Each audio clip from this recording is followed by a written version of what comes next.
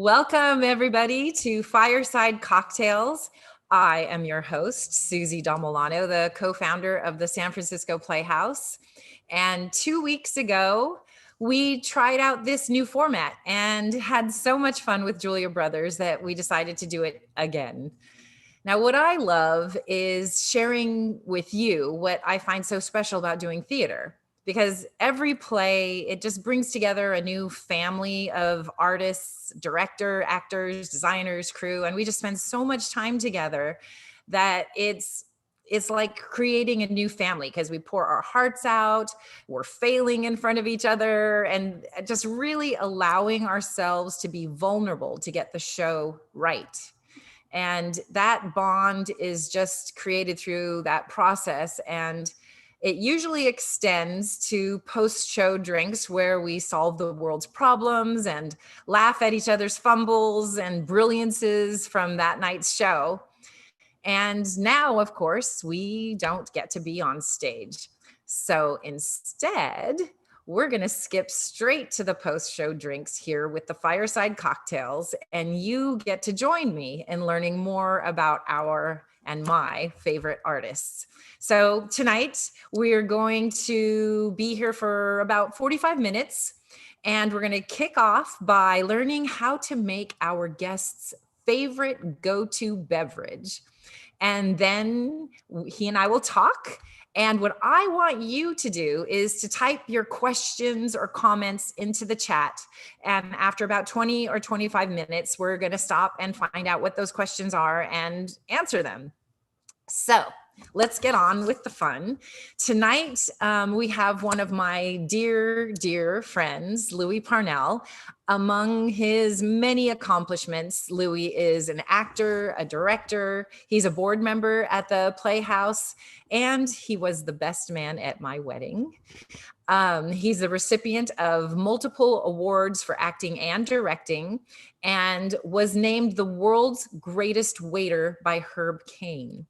You've seen him on our stage in multiple shows, including Cabaret, Born Yesterday, The Nether, Into the Woods, Coronado, The Fantastics, Man of La Mancha, and of course, the very first show we ever did at the Playhouse. It Had to Be You, with our other dear friend, Kim Richards. So without much further ado, please join me in welcoming Louis Parnell. Woo! Hi. Am I on camera? Hi. What? Am I on camera? You can see me? I can see you. We can all see. Hello. Thank you for having me. Well, so nice to have you. And I love that you have your favorite Audrey Hepburn back there in the background. I love that, that image.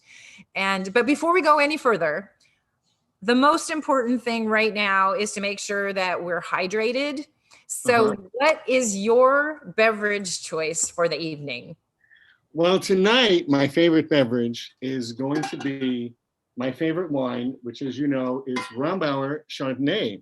I mean, when we spoke the other day, it's like, should I have wine or if I had a cocktail, it would have been either a Campari soda or a Manhattan up, but there's more wine in the bottle. That's awesome. Okay, so we're going to... So you can open yours. You showed me before we started that you had an ice bucket. So I got the inside of my Instant Pot and put my inside of it. And so I think so everyone else, what I want you to do during this time is make your beverage unless you've done that already. If you've done it already, put something in the chat for us to look at later. Now, Louis, wait, before you do that, show us how you're opening it, because you and I have different methods. Well, of course, having been a waiter for most of my life, first, obviously, if you were a customer, I would present it to you. Here's the label. Is it in accordance with you? You would say yes. And then I open my trusty wine opener. And can you see? No, we can't see. You take the top off, the lead part off. You do it just right under here. Oh. And the reason that you take it off under there is, especially if you had like European wines, these tops are usually lead. So you take it there so that when you're pouring the wine, the wine would not touch any lead before it goes into your glass. Oh, I never realized that. Yeah, So well, you don't have to worry so much today, but that was the tradition because, I mean, for many, many years, French and Italian wines were the wines that everybody drank, and these tops usually had lead in them. And that was before we knew how bad lead was for you. that's really interesting. And I have this thing, I don't know what it's called, but it doesn't take it off as low as you did. So if this was lead, I'd be in trouble because look, it would probably I know, but that's a new invention. Those things, those have been around for what, 20, 30 years. And so then now, you're you have a fancy one. Yours is gonna. I'm doing mine the old-fashioned way, as you can see. I have to be honest with you and everyone that's watching. It's been a long time since I've opened a bottle of wine, even with this, because oh yeah, I beat you. You should have timed it. Yours has a better pop. And how much do you put into your wine glass? I have a fabulous Rydell glass that my cousin Andre gave me, by the way. Can you see it? Yeah. That would be like the proper pour in a restaurant. I mean, you're at home, you could pour as much as you want. I've been to Le Central, and that's not how you pour. Well, that's because I poured for you. Okay, well, pour a little more. I know you may see me refill several times. Cheers. Cheers. Cheers, everybody. Oh my God, I forgot how I love Rombauer because some people, I love the fact that it's so buttery. Some people they prefer the French Chardonnays, which are dry and very almost steely. And I mean, I like those too, but this has such a wonderful feel in your mouth besides the taste. Oh my God, I'm just tingling all the way down to my belly. Yum. Now, in white wine, are you supposed to also hold it on your tongue and to feel like you do when you taste red, or? Yes, you do, but white wines generally not so much, because red wines you age. I mean, most Bordeaux type of wines, you age them. I mean, Burgundies you do a little bit, but Bordeaux's you really age, and there's so many tannins in the beginning, that's what you taste them. White wine is more designed for drinking sooner. You don't hold on to a bottle of white wine usually for 20 years the way you do a red. Unless it's like a dessert wine, like a Sauterne, because those, the longer you keep them, the more they become like honey and nectar. Ooh. Well, I've never been good at hanging on to any wine. Well, if we ever go to France together, we would have to get an invitation to Chateau d'Yquem, which is the most expensive Sauterne that you can drink. I mean, half a bottle is like $200. Oh, wow. And but when you drink it, it's called Chateau d'Yquem, D like dog, small d, apostrophe Y-Q-U-E-M. And it's a wonderful winery. Invited? Why do you have to be invited? Well, because you have to know somebody. In France, the wineries are not just open like they are in California. And Chateau d'Yquem, you either have to be a somebody, or if you're not a somebody, you have to know somebody to get an invite to go there. Wow. And with you and Bill, you're a somebody, so we'll get in. I went there years ago. I was able to on a trip because I was with, I was a wine collector that they knew, and we went there, and it was absolutely wonderful. I loved it. Wow. Of course, sweet wines. You would have a problem with sweet wines because, not a problem, but the problem with sweet wines is because of the amount of sugar in the wine. You can't drink a lot, because if you do, the hangover the next day is awful. Oh yeah. No, I'm not into sweet. I love those old fashioned, like teeny tiny glasses for the sweet wines. That's perfect. That's perfect. So I didn't realize you knew so much about wine. And no, I did. So I'm guessing that other people are equally surprised. Who are you? What is your background? Because I know you speak French. How do you speak French? And I speak French because my father's French. My father was born and raised in France, fought in World War II. And after World War II, he was so disgusted with the war, he became a merchant marine. And he traveled around the world. And at one point, he was in New York and he looked up a cousin of his. And the cousin of his was marrying a cousin of my mother's. So my parents met at this wedding. And then they started dating and they eventually got married. And I was born in New York. And actually, I think, well, I mean, my parents spoke French at home. My mom had to learn French. And what happened was that we went to, when I was very young, I was about 2 years old, we sailed on the Queen Elizabeth and went to France. And my parents left me, they traveled. So they went to Morocco and Switzerland and different places. And they left me with my grandmother and all of my aunts on the French side, none of whom spoke English. So I think as a 2-year-old, I heard them all, it was almost like a second language. And then, and my mother was also forced to speak French while they were there because no one spoke English. So my mother doesn't speak, her French is very sloppy, but she speaks it fluently. And so I grew up essentially hearing French at home. So that when I went to school and took, when you have to take a language, when I took French in school, it was like, I knew all the answers because I knew what sounded correct. But of course, as far as grammar, I had to learn that because I knew nothing about grammar. Right. It was instinctive. So that's how I learned French. And my dad was in the restaurant business and I followed in his footsteps. And as you know, I just recently retired, but I have been away. Well, actually, when I was a sophomore in high school, my father took me to a restaurant that was up in the hills of Sausalito. And by the way, just to finish the story about my parents, I was born and raised in New York. When I was 11, I was an only child for 8 years. And then I had 2 sisters born when I was 8 and 9. And then after my parents had 3 children, they decided that Manhattan was not the place to raise 3 kids. And instead of moving to like New Jersey, they moved to California. Wow. And so we moved to California. And as I said, my dad was in the restaurant business. And when I was a sophomore in high school, my dad took me to this restaurant in Sausalito. When I say took me to the restaurant, off hours, and said, you like expensive things, so it's time you earn your own money. And he put me to work as a busboy as a sophomore in high school. And that was the start of my waitering career. Amazing. And he worked at that restaurant? No.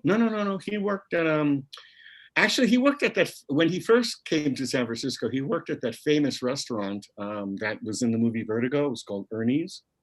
Oh, I've heard of that. Well, he worked at Ernie's, which no longer is. And then when we moved to Marin, he started working at a restaurant called Undine's, which is on the water. On the water. Yeah, well, it used to be a very, very fancy, expensive restaurant years ago. I don't know what it is now. I think it's still there, but I don't know that it's Undine's. But that back in that day, that was when you had carved duck tableside and Caesar salad was made tableside, and you ordered your Grand Marnier souffle, before you ordered your meal, because So it was great. Like I said, I grew up in the restaurant business and I loved it. And I worked at a number of different restaurants, but primarily I worked at Le Central for 45 years. I worked there from day one when it opened, and it's a weird accident how that happened, which I won't go into because otherwise we'll spend all 45 minutes talking about that.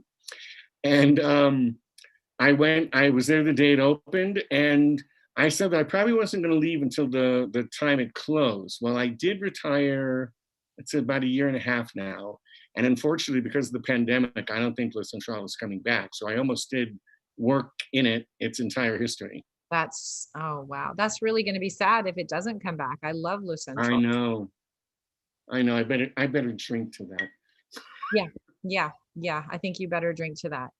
And anyway, so I've been a waiter most of my life, but the waitering is what, afforded me to have an acting career.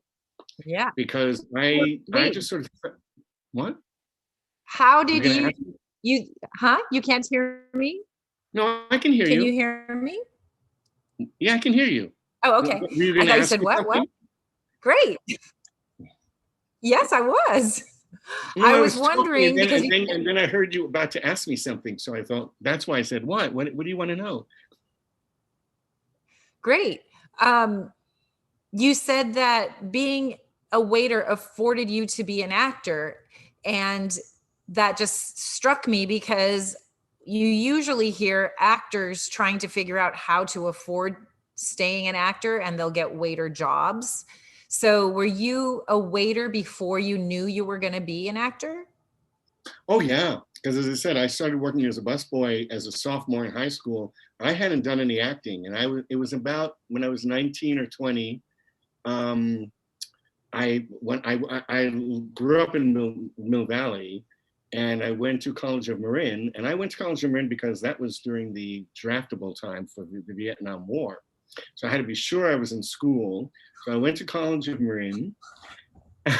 No, I mean, The draft and I went to dodger? College of Marin, and I was just taking general ed classes. I wasn't, and I had not done acting, but a good friend of mine named Helen Grismer, we were childhood friends. I mean, she was in the neighborhood that I grew up in, and she auditioned for a play at College of Marin. She was cast in it, and I went to see it. And I was just like struck because that was in the days of Jim Dunn, and that was when that theater had just been built. It was a state of the art facilities, and I went to see this college production, and I was like blown away because I thought, wow, this is like super professional. And of course, I had seen. I mean, luckily, as I was a kid in New York, my parents occasionally took me to, especially my grandmother used to take me to Broadway shows. Nice. So I saw things like The Sound of Music and The Music Man and, like live on, like at the theater. And so when I saw this show at College of Marin, I was really impressed. And she said, well, you have to audition for the next one. They're doing cabaret. And I went, I'm not an actor. She goes, just go and audition. And of course, much to my surprise, I mean, at 19, I mean, I could sing, I could dance, I couldn't really act, but I got cast as one of the Kit Kat boys in Really? cabaret.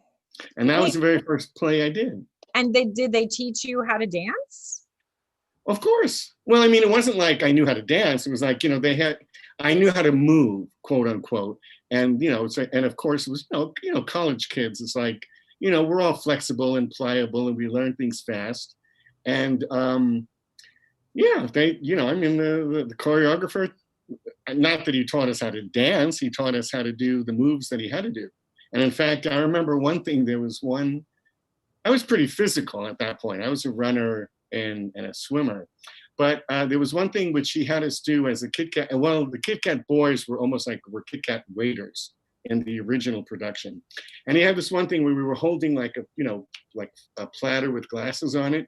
And he had us do this thing where we would it was like in Fiddler on the Roof almost, which he had us do in Fiddler on the Roof as well. But where we had to go down on our knees and jump back up and down on our knees and jump back up. Oh And it was like, it didn't seem that hard to do, but after that first rehearsal, it was almost impossible to walk up or down a flight of stairs. And were the glasses glued onto the? Oh, of course. Of course. Of course. Well, I thought maybe with your waiter expertise that he Yeah, but said, don't forget, not everybody else. But who else was one of the waiters and who was one of the sailors that was when I met Robin Williams, because we went to school together.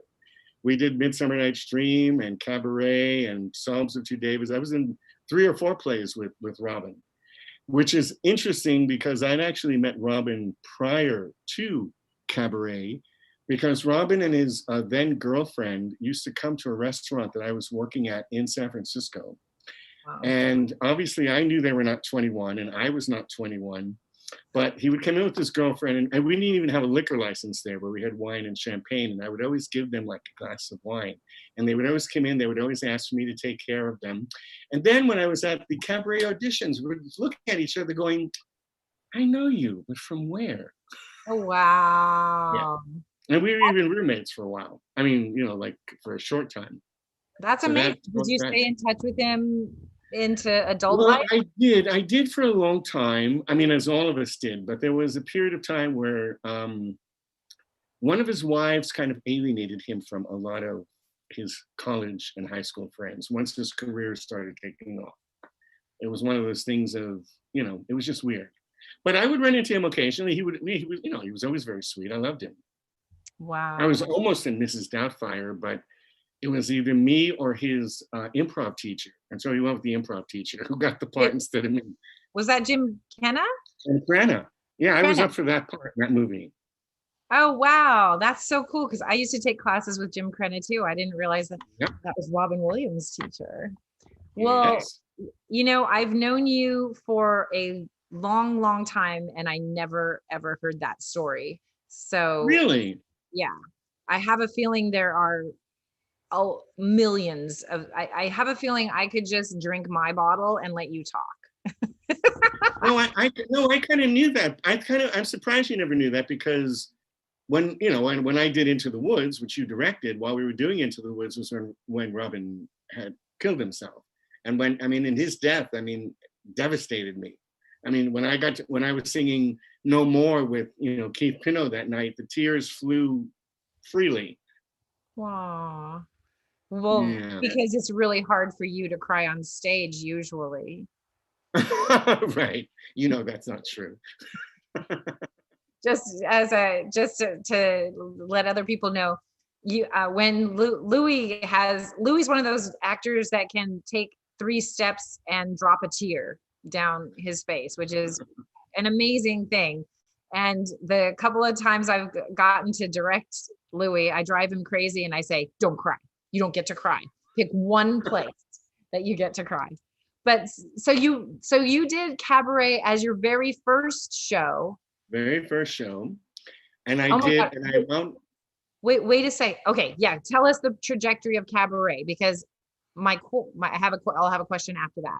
Sure. No, Cabaret. Well, actually, I've done a number I've acted for almost 50 years now. So I have done a number of plays more than once. But Cabaret, I've now done 4 times. I did it I did the Kit Kat Boy in college. I did a community theater production about 5 years later, in which I did the MC. And then 10 years ago, I was in the original Playhouse production of Cabaret, and then did when we did it again last year, that was the 4th time. That show was very, very special to me. This time I could make a career out of playing hair shows. I agree. And I stood in for Jenny, who played Fräulein Schneider, because we were doing a put-in rehearsal and she wasn't available for it. And I stood in, and I think I did a scene that involved you a little bit and it involved cost. And until as a director and as a viewer, I knew that story was really amazing and like the heart of the play. But until I literally stood in her shoes and said those lines, I did not realize what an incredible, how incredible that couple was and how pivotal they were to everything about that play. Now, have you done anything since Cabaret? Of last year? No, I was, I was supposed to be doing Follies this summer, but I haven't done anything this past year. That's crazy. Don't forget, we ended Cabaret in September, and this pandemic started in March. Well, and I had, Yeah, the reason I asked that is because you were there the first day of Le Central and the last day, so you were in our first show and I hope it wasn't our last show. Yeah. Oh man. So hey, I want to see if there's any questions that we've gotten from the people watching or comments. So let's take a look at that. Hey Donnie, are you around to share what might have? Yeah, I'm here. Can you guys hear me? Yeah. Yes. Great. Yeah, we've got a bunch of great questions here in the chat. I'll start with one for Louis. What do you feel is the biggest difference comparing your experience on our first ever production at the Playhouse and some of the recent ones? Good question. Well, the Playhouse is a fabulous theater company, and of course, from the start, it was. It's actually the first play we did, It Had to Be You, was interesting because I had previously done that show before with the same actress, and also Bill English had directed us in the previous production. And Bill and Susi had just signed the lease on the original space that they were in, and they realized that they had to put something up within like 3 or 4 weeks. And they said, we need something ready made. And they contacted, Kim and I, and said, can you guys do the show like tomorrow? And we were like, okay. And the biggest difference was that, that was one of the first plays after Cabaret that I probably repeated the role. And it had, in fact, I've done that show a number of times too, but it was really easy. Of course the lines are not there immediately, but once you start learning them again, they come back quickly. And we kind of joked, somebody said, what's the difference between doing that show, like when you did it 10 years ago and now? And I said, well, 10 years ago, we didn't need glasses to read the script. But at that time, it was. I don't know how many of the people watching know that original theater that Bill and Susi went in, but it was a women's club on Sutter Street, across from where they were for, what was it, 5 or 6 years. Yeah. And it was an old building. It was freezing inside, and it leaked when it rained. And we did It Had to Be You. It was like a Christmas show, so it was the middle of winter. And the audience, we gave them blankets, and to keep them warm. But on stage, it was like Kim actually there was a scene where we had sex, quote unquote, and when I wake up, she's hidden my clothes everywhere, so I had to like run around the stage in underwear, and I was like freezing. But that was because it was that first theater. We didn't have a lot of people because it was the very first show they did. It was new, and it's been wonderful to watch the trajectory of the theater grow to where it is now, because now I think it's probably, it's the most professional theater in the company, in the city, once, like after maybe Berkeley Rep and ACT, Playhouse's up there as far as professionalism. So that was a really big difference between those two. Amazing. Right. Answer the question? Yeah, that's great. Okay, this is a question for Susi. This person is just listed as guest. So the question is working for a theater more difficult during this time, the pandemic, or during a regular season? Ooh, that's a good question. They have different challenges. During the regular season, if I'm going to the theater, I tell people I'm basically throwing a party every night for 150 to 200 people. And it can be exhausting because you're putting it out. I thought that when the pandemic hit that I would be sitting at home, relaxing, catching my breath, but I've actually been working harder than I did at the theater, because we needed to do a really sharp, I was trying to avoid saying pivot because that's the word of the day, but pivot. We had to really pivot and think about, what do we do now? It's a whole new, well, at first we thought it was a 2-week thing. So we were just, okay, we're going to close down for a couple of weeks, and then this thing's going to be gone. We'll be back. Well, 5 months later and counting, we're now realizing it's a whole new world, and figuring out what we're going to do has been scary, but we have the most incredible board. We have the most incredible subscribers and donors who have been so generous with us that we've gotten through this without, we had to furlough more than half of our employees. We've negotiated not paying rent. We still have to pay operating expenses. And we think we know we're going to make it through, but what we're going to do is we're going to learn how to videotape a play and send it to people's living rooms to make it through the pandemic. But also, I think it's going to be the future. We're going to be both on stage live and have digital recordings or live digital. We're just going to learn. And the cool thing is, Bill and I, when we first met, the first thing we did together was do a play. The second thing we did together was we made a little movie, and we love both. So it's kind of, I'm sorry, everybody, we probably caused this, but it's kind of brought the two together. So now we get to be both filmmakers and theater people. that didn't fully quite, I think that answered the question. Donnie, are there Yeah, any? that was great. Yeah, there are tons more. Speaking of Oh my God. our Okay. wonderful board of directors, there is a question for Louis. Let me just scroll and see if I can find it. Has being on the board of directors changed your perspective as an artist? As an artist, yes, because being on the board, has nothing to, I mean, being on the board, apart from listening to the artistic director talk, everything's about finances. It's not really about, artistic things. And you really find, you find out about all the nuts and bolts of what it is to run a theater company, and and how to keep a company sustainable. I used to have my own little theater company years ago, back in the mid '80s, but of course that was very small. Nothing, I remember I used to do what Bill and Susie did in small ways, but nothing the way what they have to do now. But the board, being on the board, like I said, it I don't know that it makes me be more appreciative of artists, but like I said, I think it's pretty separate. Wouldn't you say, Susie? Kind of. Well, I think that not everybody knows this, but I'm a CPA. So I came into acting in my 30s after realizing I didn't want to be a partner at the CPA firm. But so I've always, numbers are where I feel most at home.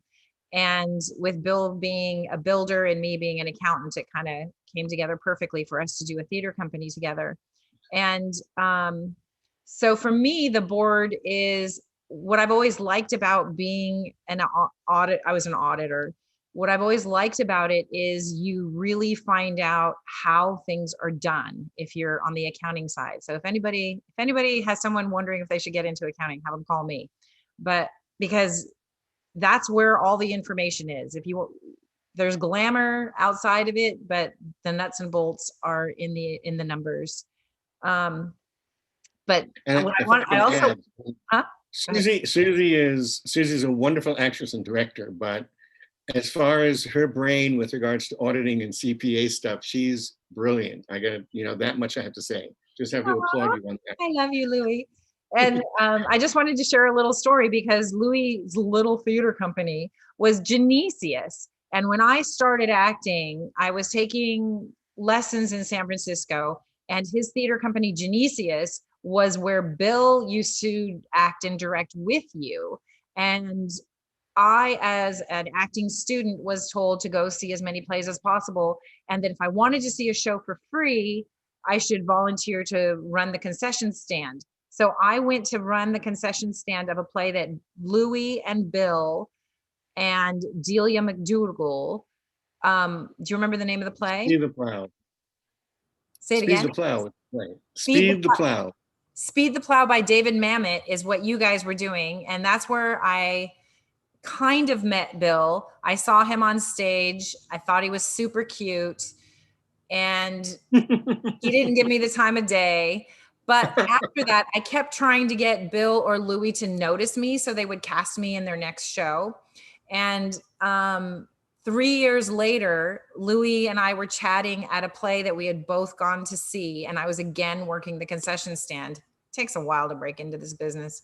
So I was pouring all the wine, and Louis said, "Hey, there's a seat next to me if you want to come watch the show." And I'm like, yeah, I'm sitting next to this guy who runs a theater company who can cast me in a show. So I sat next to him, and after the show, his best friend met him at the theater because they were going to go out for a drink. And that best friend was Bill English. Right forward, Bill and I have been dating. Well, we're still dating. Yeah. Donnie, you didn't want all that info. No, that was great, man. That's That's kind of why I think I ended up being best man at their wedding. I was a friend of Bill's, but I kind of inadvertently introduced them. I mean, it was. What a story! I didn't know any of that. Time for one more question?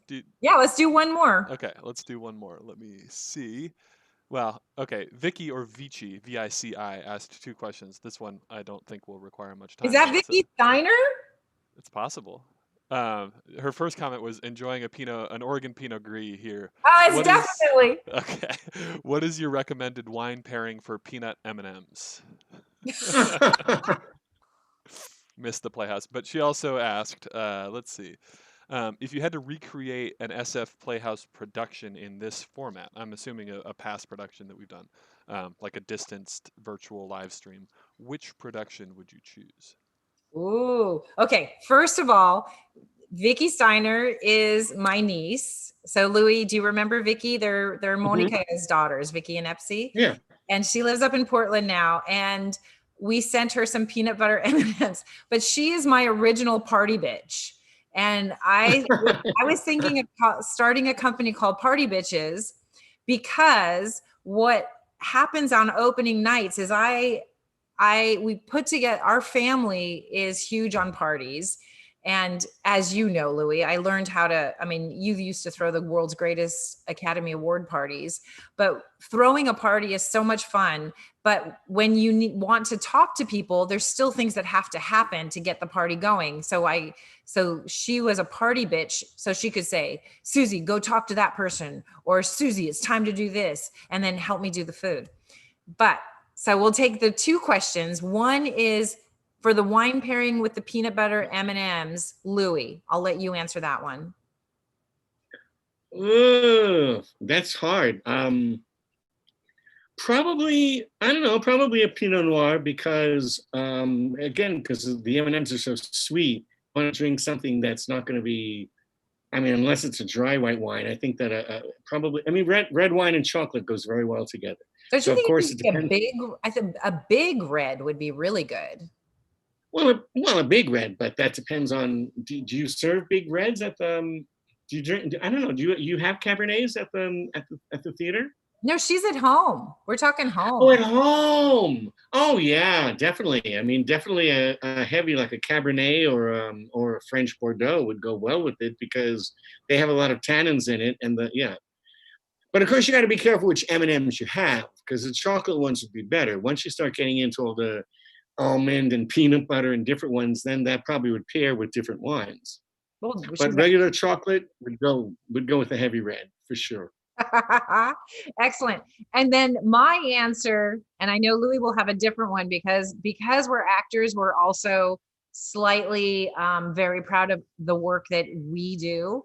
So I would say that my choice, and maybe it's just recent memory, I think Tiny Beautiful Things would work really well in a Zoom format, because none of us are actually in the same place, and it's letters. So I think that would be pretty amazing. What do you think, Louis? It would. You agree? I agree totally. Okay. I love that show, and there's so many things that you could do with that show to direct it filmically as opposed to directing it for the stage.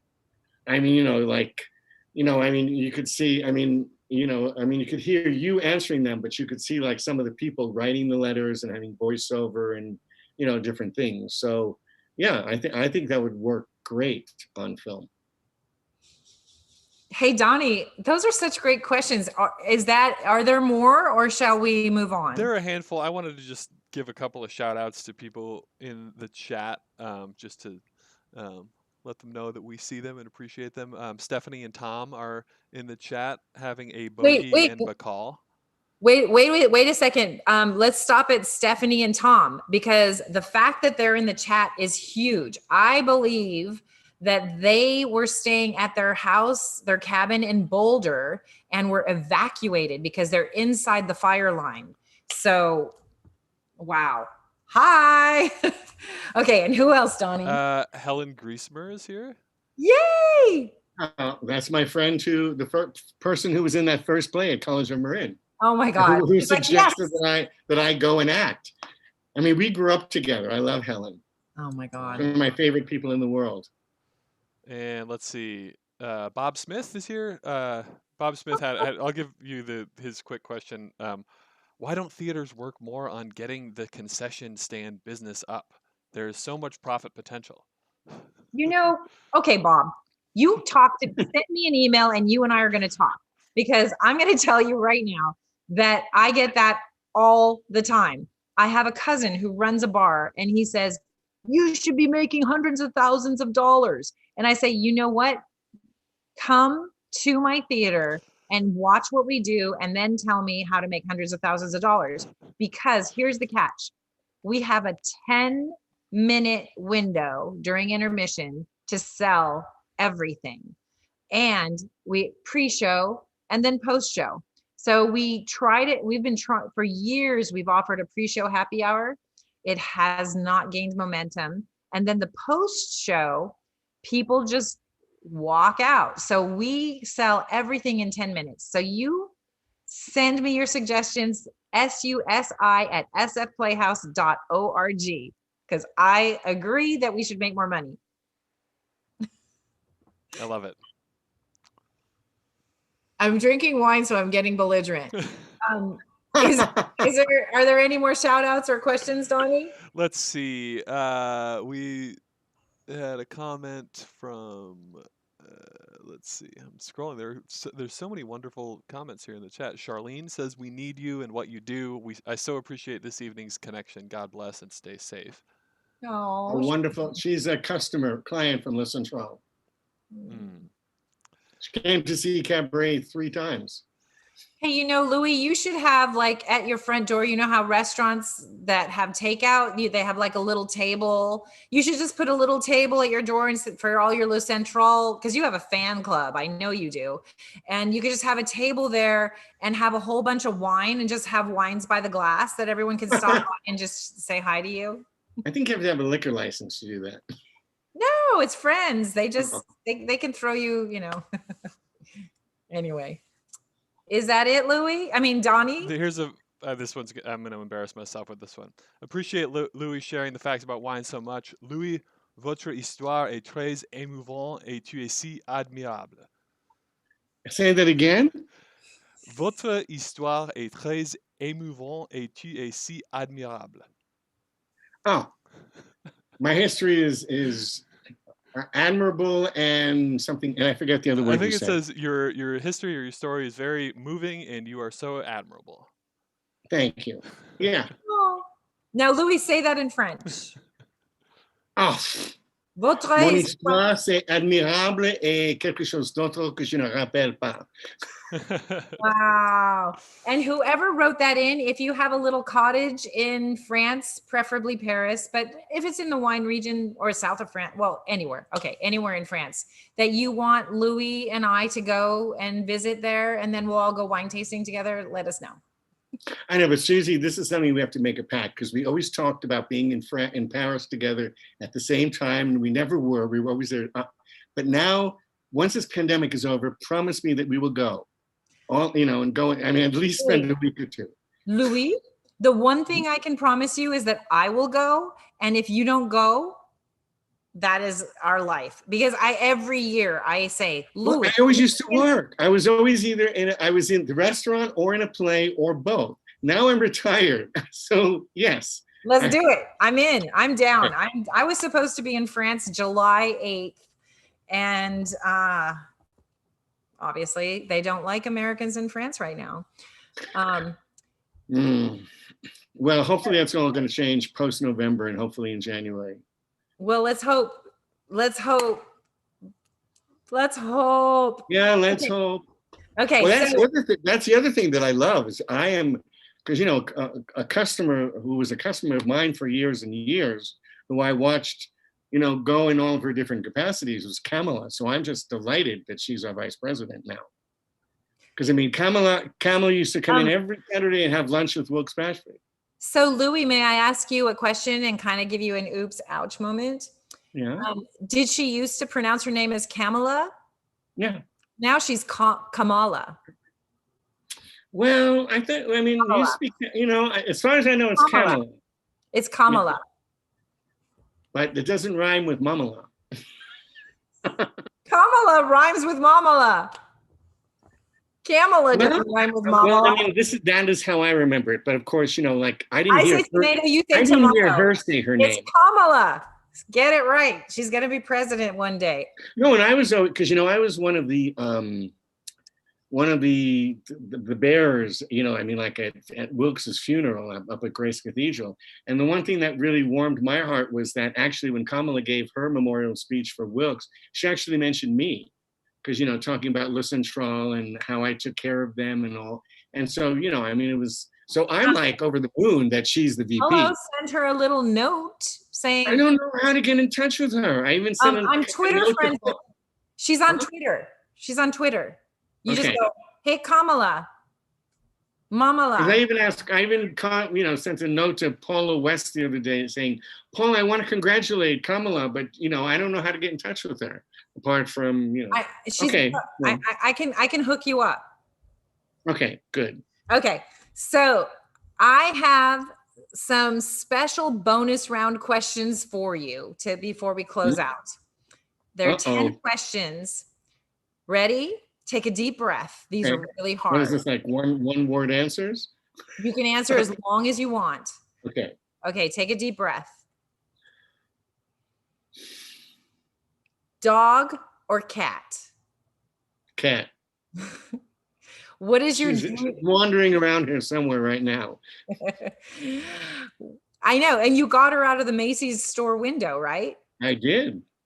And because you told me that, and so I brought Emmy to look in the store window the next day, and she went nuts. Every single day she would, during the holiday season last year, she would drag me to take her back. And then when they were gone, she still dragged me to take her back because, I don't know, she wants a cat. Okay, next question. What's your dream meal?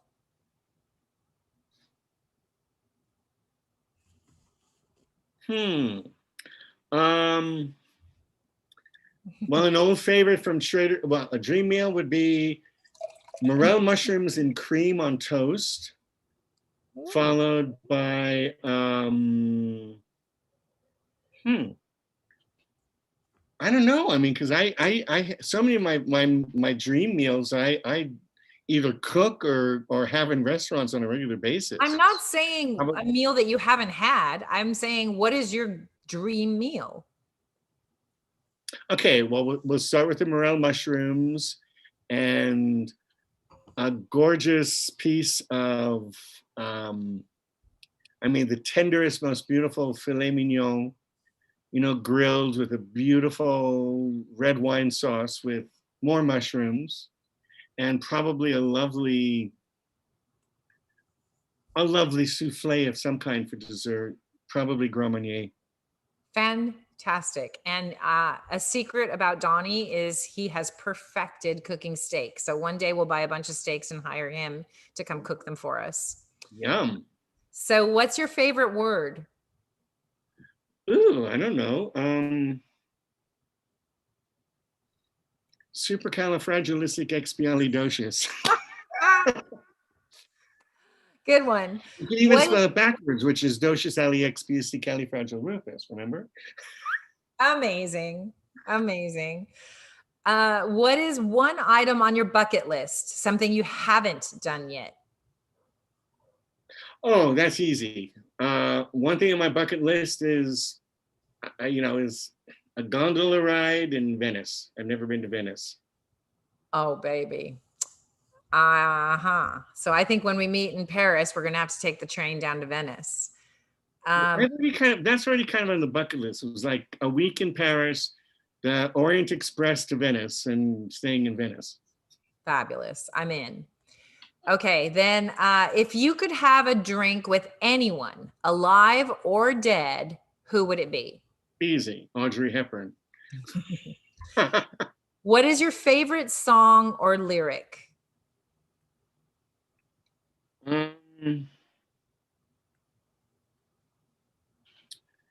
Favorite song, I know that's probably Moon River, and again, because it's so easily tied into Audrey Hepburn. But as far as lyric, I'm trying to remember how it goes. It's from The Man I Love, and it's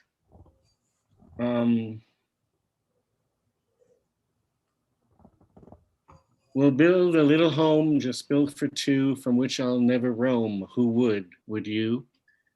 Oh, Okay. What is your go-to quote? If you have one? Is man nothing more than a spinner of fantasies and a victim of circumstance? By whom? Ah, Will Shakespeare. You're like that guy. That guy, Will Shakespeare. What Which is actually, I'm going to be doing a Zoom reading of something in Shakespeare, which I've like not done since college. I'm going, Shakespeare? Oh my God! It'll be amazing. Doing Just don't Polonius and Hamlet.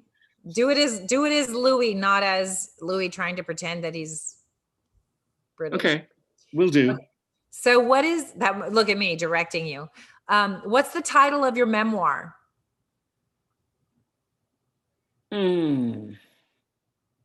Insignificant gestures. Oh. What's the best advice you've received or given?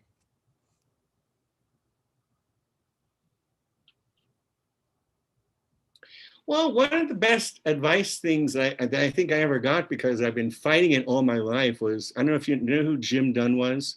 Yeah. He was like, he taught at College of Marin and then he directed a lot.